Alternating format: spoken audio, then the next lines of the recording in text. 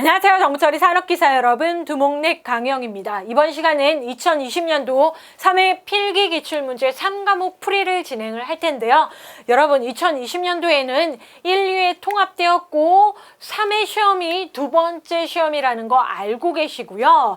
필기 시험과 관련해서는 이번에 4회 시험이 진행이 됩니다. 2020년도에요. 2020년도 4회 시험인데, 자, 여러분한테 좀 공지를 해드려야 될 사항이 있어요.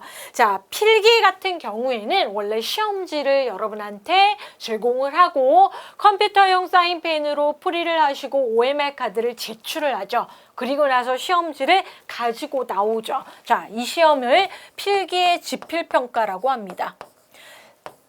자, 그런데 4회 시험은 지필평가가 아닙니다. CBT로 변경된 시험이 진행이 됩니다. 자, 개정되기 전까지는 산업기사의 경우에는 필기가 CBT로 진행이 될 계획입니다. 특별히 공지사항이 없을 상황에서는 이제 시험지가 없다란 얘기죠.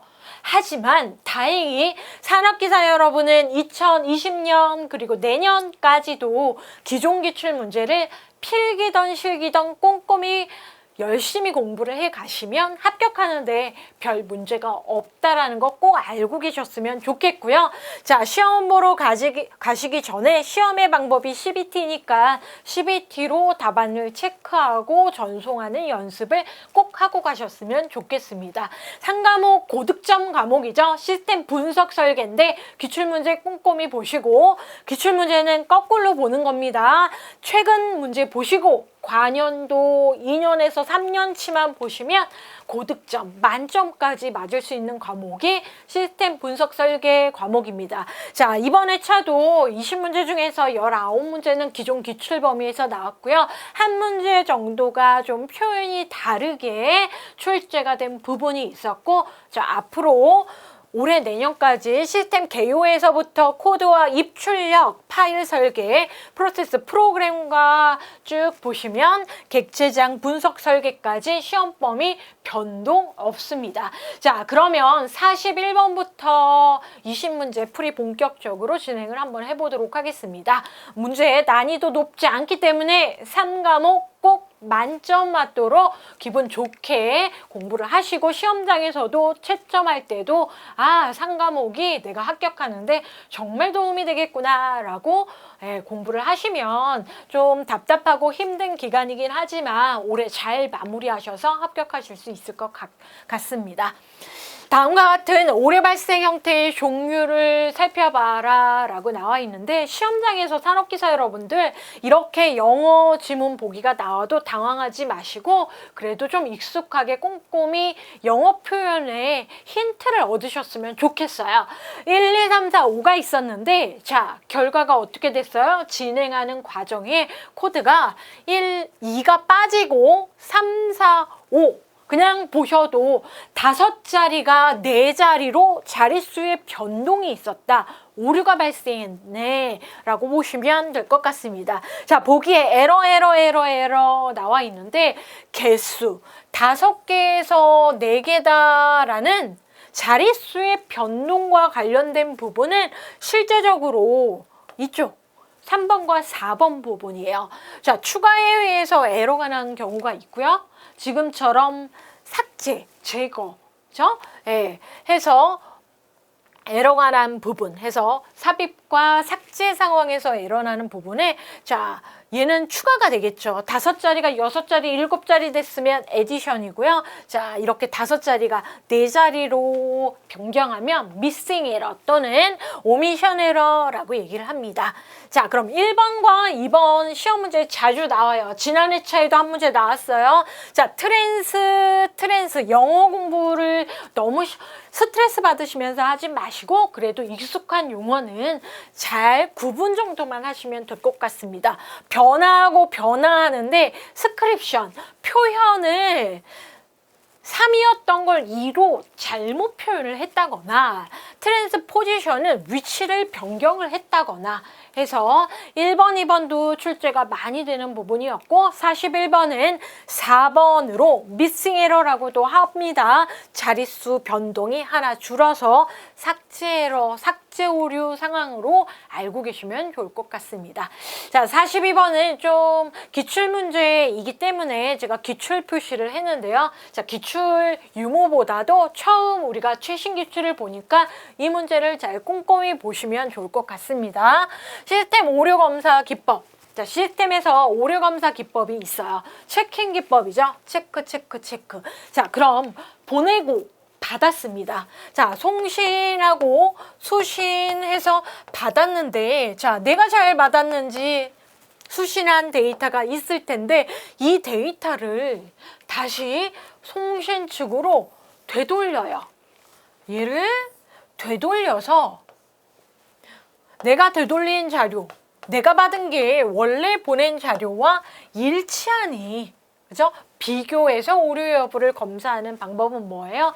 에코, 그죠? 에코 체크라고 보시면 될 것 같습니다. 자, 어렵지 않죠? 자, 43번 같은 경우에는 산업기사에 이 정도 설명 문제 출제됩니다. 자, 거리가 먼 것은이고요. 프로세스 설계에 대한 설명과 거리가 먼 것은. 자, 여러분이 시험지를 받았을 때는 지금 저처럼 밑줄도 긋고 먼 것은, 틀린 것은, 옳은 것은 구별을 하시겠지만 컴퓨터 모니터 환경 CBT 시험장에서 시험을 보시면 실제적으로 집중이 좀 잘 안 돼요. 그래서 시험 시간이 충분하시기 때문에 문제를 정말 꼼꼼히 확인을 하시기를 당부를 드립니다. 자, 게다가 여러분이 보시는 시험장 어떻게 되어 있을까요? 모니터가 매립형 컴퓨터가 있을 수 있어요.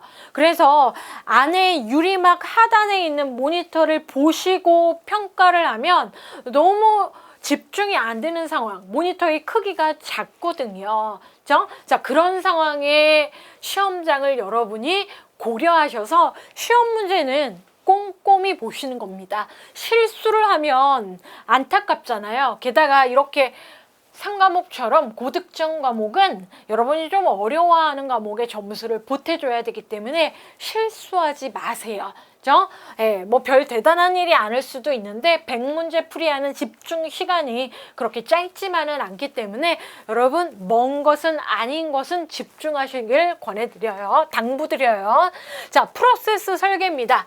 자, 작업이 어떻게 되냐 해서 자, 그럼 도대체 프로세스 설계는 무엇이냐? 1번이 정확한 설명을 하고 있는데 입력된 정보를 이용해서 출력된 정보를 생성하는 과정을 프로세스 설계 과정이라고 얘기를 한다라고 얘기하고요. 자, 이러한 프로세스는 사용하는 하드웨어랑 소프트웨어의 성능을 매우 고려를 해야 되죠.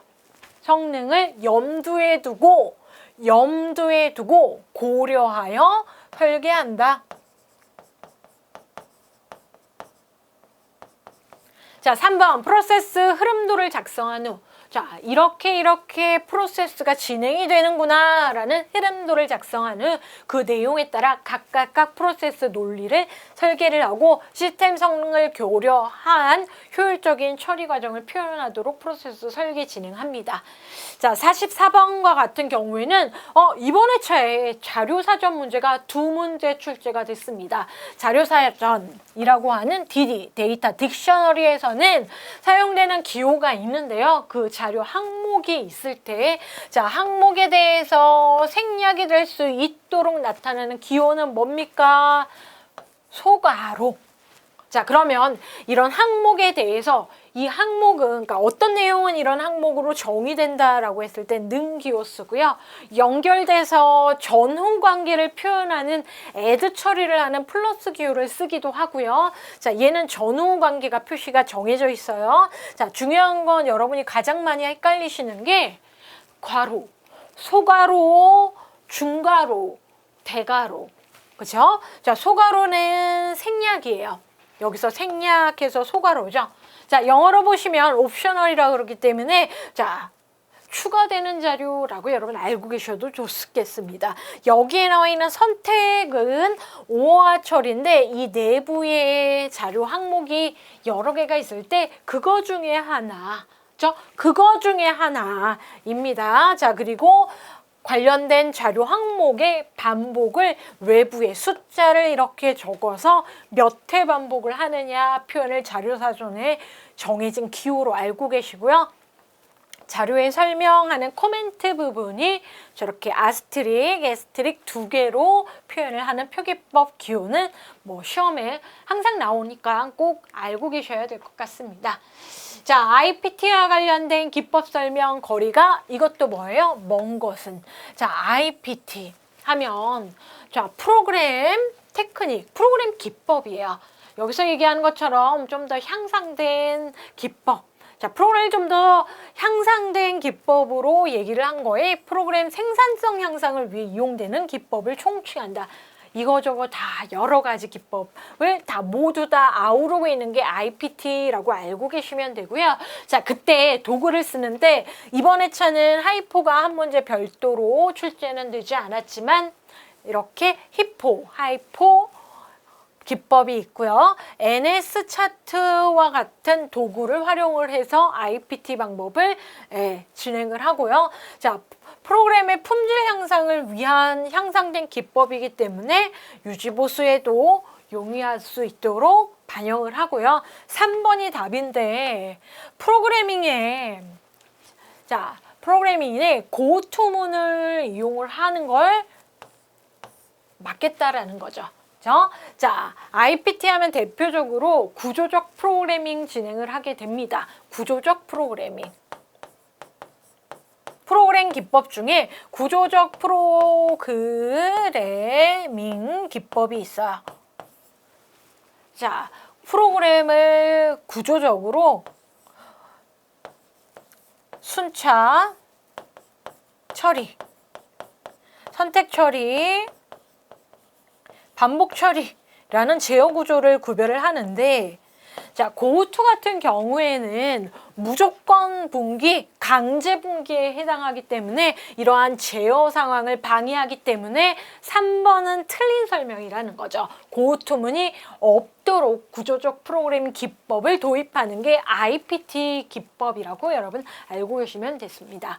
자, 이번 회차에도 객체지향 나와 있는데요. 람바오 기법이 두 문제가 나와 있었어요. 자, 객체지향을 반영해서 분석 설계를 하는데 이것도 거리가 먼 것은 객체지향과 관련해서는 여러분 꼭 알고 계셔야 되는 게 럼바우, 람바우, 코드와 요던 붙이기법이 있고 나시, 슈마이더만 되어 있는 부분은 자, 뭐예요? 앞부분에서 NS 차트 기법, NS 차트라고 나와 있는 이 부분은 객체지향 분석이 아니고 IPT 기법, 구조적 분석 기법에 해당한다라고 여러분 알고 계시면 될 것 같습니다.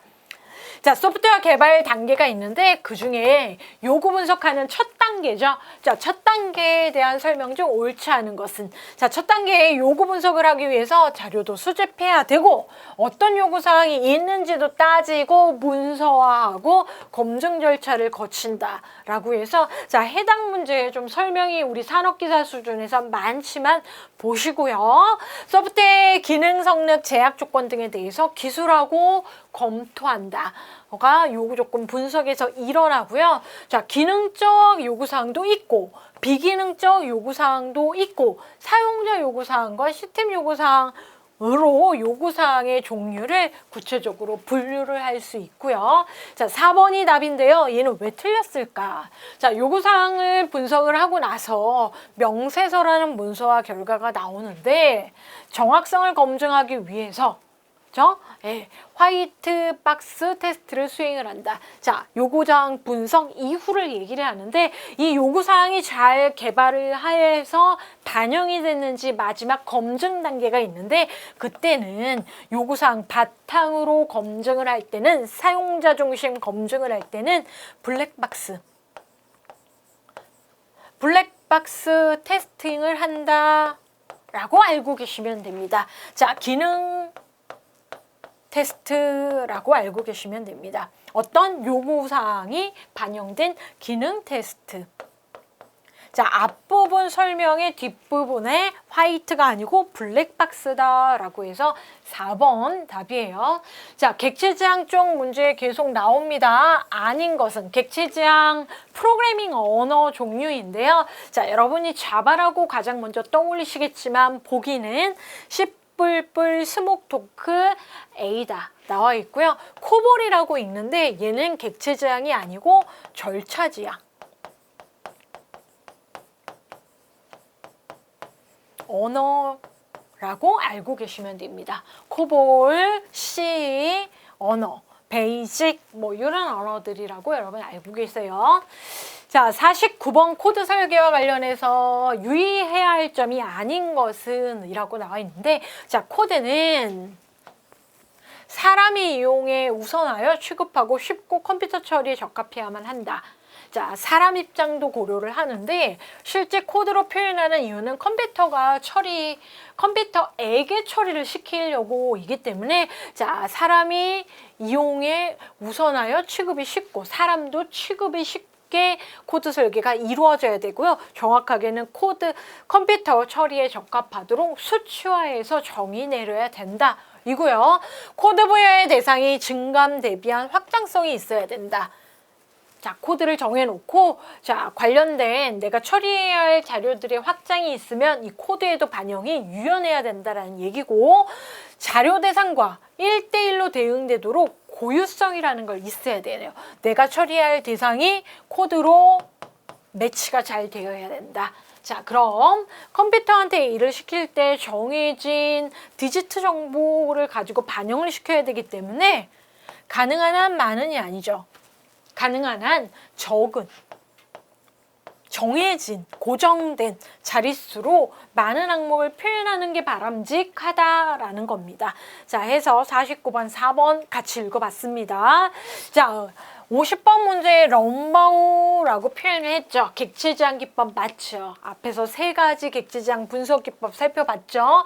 자료 흐름도 활용되는 모델링 단계는 자, 럼바우에 의해서 객체지향으로 모델링 설계되는 단계가 있는데, 자, 그 설계되는 단계에 객체 동적 기능 모델링 분석 기법이 있는 거 꼭 알고 계시고, 자, 각각의 모델링 기법에서는 자, 결과물, 그죠? 진행할 때 뭐 객체 다이어그램을 작성하는 게 객체 모델링이고요.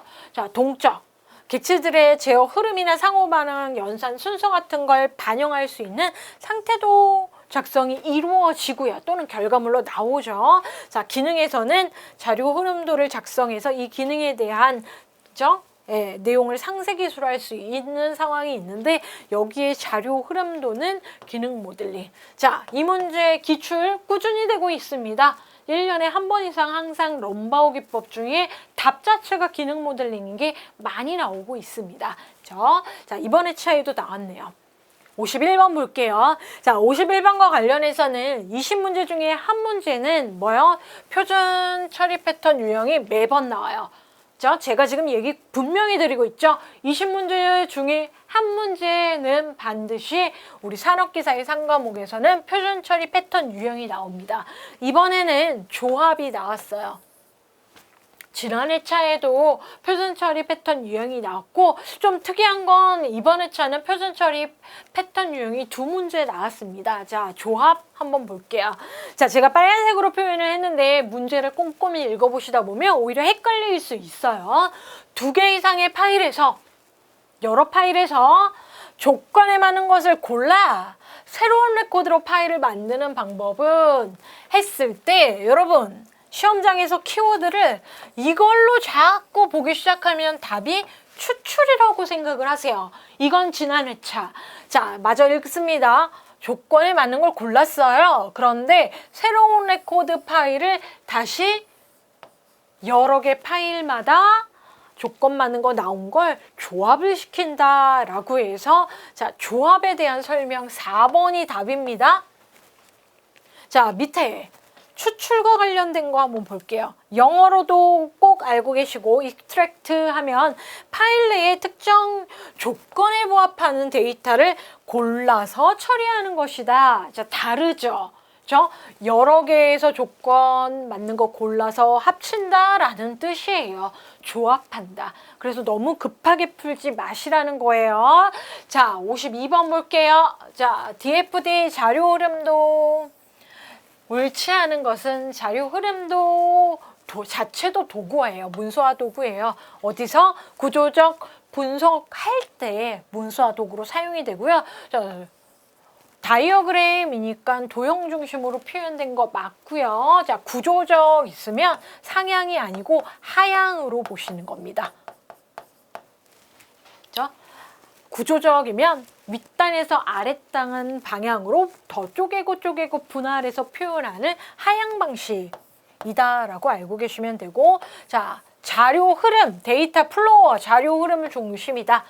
데이터 중심이 아니고 자료 흐름 중심이라는 거예요. 자, 그래서 구성 요소로는 프로세스, 자료 흐름, 자료 저장소, 단말이 있고요. 중요한 건 이번 회차는 안 나왔지만 타원 또는 원, 화살표, 자, 이중선, 직사각형 터미널 해서 표기법도 꼭 알고 계십시오. 53번, 자, 가장 첫 챕터의 시스템과 관련된 기본 요소. 자, 유기적 결합을 하고 있죠. 어떻게요? 입력, 처리, 출력됩니다. 가장 기본이 입력, 처리, 출력됩니다. 그죠? 인풋 된 게 처리가 돼서 출력이 되죠. 그죠? 예, 인풋, 처리, 출력. 자, 이 과정에, 그죠? 예, 다시 어떻게 해요? 피드백이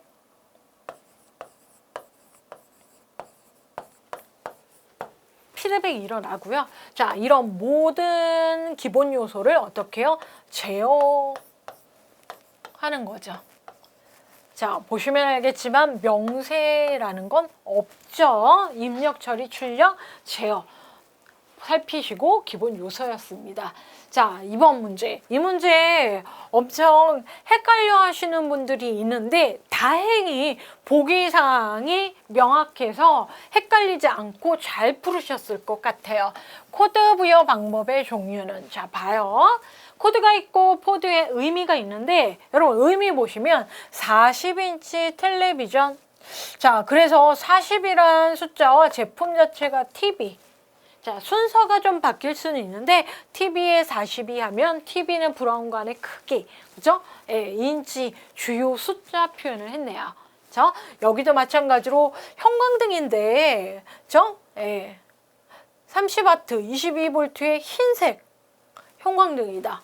자, 주요 30, 220 그리고 와트 나와 있고, 트랜지스터 7420 트랜지스터 약어 나와 있고요. 키보드 KB 103, 그죠? 이라고 해서 의미를 코드로 명확하게 부여를 했어요. 자, 이런 방식 어떤 코드를 얘기를 하냐라고 했을 때 니모닉이라고 얘기를 하는데 니모닉 코드라고 합니다. 자, 한글로는 기호 코드 또는 얘를 보면 어떤 의미인지 떠오른다 해서 연상된다 해서 연상 코드라고 얘기를 해요. 자, 그런데 이제 여기에서는 코드화 대상의 품목 명칭을 일부죠? 다가 아니죠. 일부를 약호로 표현하는 겁니다. 그죠? 네, 그걸 연상 코드라고 얘기를 합니다. 자, 55번 볼게요. 자, 문제에는 넘버우라고 표현 안 했어요. 하지만 상태 다이어그램을 키워드로 잡고 시간 흐름에 따른 상태의 변화, 시간이 흐르고 변화하는 걸 표현을 한 모델링 단계구나. 자, 모형화라는 단어는 좀 익숙하지 않지만 모델링 과정, 설계 과정, 보기 보시면 모델링 나와 있는 걸 보시고 이거 넘버우 얘기하는 거구나. 앞에서는 어떻게 해요? 앞에서는 기능 모델링이 답이었어요. 그럼 3번은 답 아니겠죠. 자, 얘는 뭐예요? 변화한다. 그죠?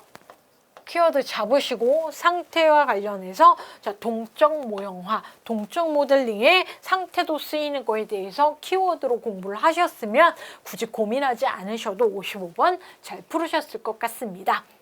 56번은 지난해차 기출문제 그대로 나왔습니다. 지난 회차 기출문제. 자, 거래 내역이나 변동 내용 등 일시적인 성격을 지닌 정보를 기록하는 파일이래요. 일시적인 성격. 이게 실제적으로는 키워드예요. 자, 마스터 원장 파일이 있는데, 원래 파일이 있는데 그걸 갱신을 하거나 조회하기 위해서 만든 파일은 트랜잭션 파일이라고 얘기를 합니다. 자, 그래서 56번에 4번 이번 회차에 보고 여러분은 역으로 1, 2회 통합해차 볼 테니 문제 꼭 딱 살폈을 때 해설 영상 보지 않아도 여러분 트랜잭션 파일을 답하실 수 있으세요. 47번. 자, 꼭 나오죠. 20문제 중에 한 문제 꼭 나오는데 자, 57번은 응집도 나왔습니다. 자, 모듈과 관련해서 모듈과 관련해서 기능 독립적으로 우리가 모듈 설계를 하게 되는데 이런 모듈의 독립성의 응집도 중요합니다. 자, 바람직한 모듈 설계의 응집도는 어떻게 해요? 모듈 안쪽의 내부 요소에 대한 응집도이기 때문에 응집도는 어때야 좋아요? 안에서는 높아야 된다. 강하게 응집 되어 있는 상황이 바람직하다. 그 기능을 잘 표현하고 있다라는 거예요. 한 모듈 내에서 응집도가 높은 게 바람직하고 좋은 겁니다. 자, 그럼 강해요. 바람직한. 네. 에서부터 약한 쪽. 바람직하지 않은 나쁜. 네. 뭐 좋은 나쁜이라고 했는데 바람직성입니다. 자, 어떻게 해요? 모듈은 기능을 표현할 수 있어야 되죠. 자, 여러분 외우실 때 정말 꼼꼼히 다 외우시면 속 편해요. 그런데 나는 암기가 조금 약하다 그러면 어떻게 해요? 최저로 알고 계시는 걸 먼저 정하시고 그 사이를 외우시는 거예요. 네. 자, 그래서 기능 응집도가 제일 바람직하고요. 응집도가 우연하게, 그쵸? 응집이 되어 있는 요소다라고 해서, 자, 이렇게 구별 꼭 하시고, 자, 기능 응집도 나와 있기 때문에 다른 거랑 여러분이 객관식 문제 풀 때 어려움이 있지는 않아요. 하지만 응집도 기능, 순차, 교환, 절차, 시간, 논리까지 여러분 잘 암기하십시오. 잘 암기하시기를 적극 권해드려요.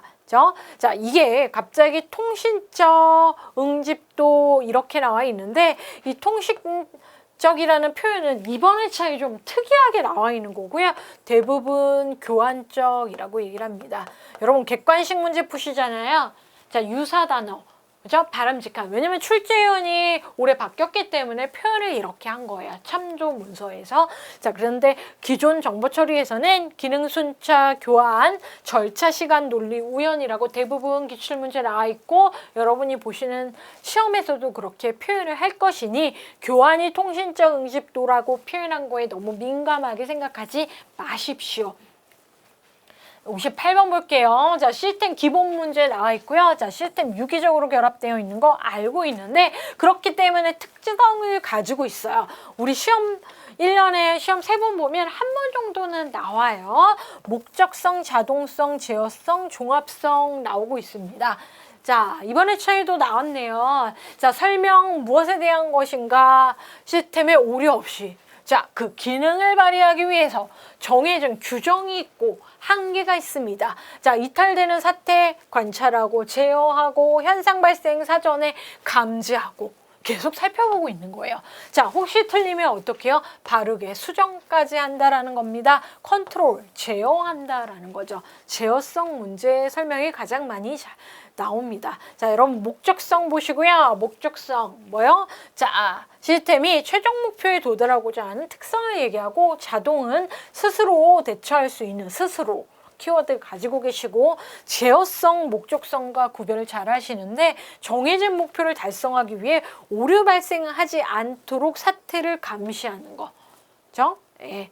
자, 종합성은 관련된 다른 시스템과 상호 이전 통합되는 걸 여러분 뭐 네 개가 뭐가 중요하고 안 중요하고 보다도 돌아가면서 시험 문제에 나오니까 알고 계셨으면 좋겠습니다. 59번입니다. 자, 이 문제 제가 new 했죠.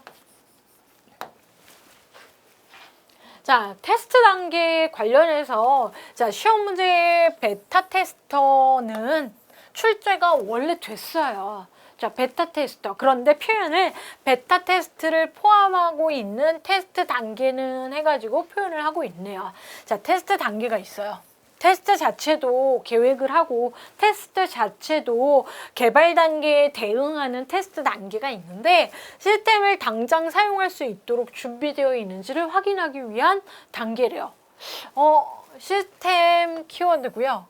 자, 일단 베타 테스트가 포함되어 있는 테스트 단계는 자, 소프트웨어 테스트 단계는 일단 저희가 모듈이라고 했죠. 자, 단위 프로그램 단위로 테스트를 하는 단위 또는 코드 자체를 검사하는 테스트 단계가 있고 그럼 부분 모듈이 있죠. 그걸 하나로 합쳐요. 그래서 통합, 설계 관점에서 검사하는 테스트 단계가 있습니다. 자, 그러면 개발 잘했죠. 그러면 자, 넘겨줘야죠. 개발자가 누구한테? 사용자한테 인수인계해야 되겠죠. 자, 그럴 때 인수 또는 검증 또는 요구한 거 잘 개발했나요? 라고 확인하는 인수 요구사항 검사하는 걸 합니다.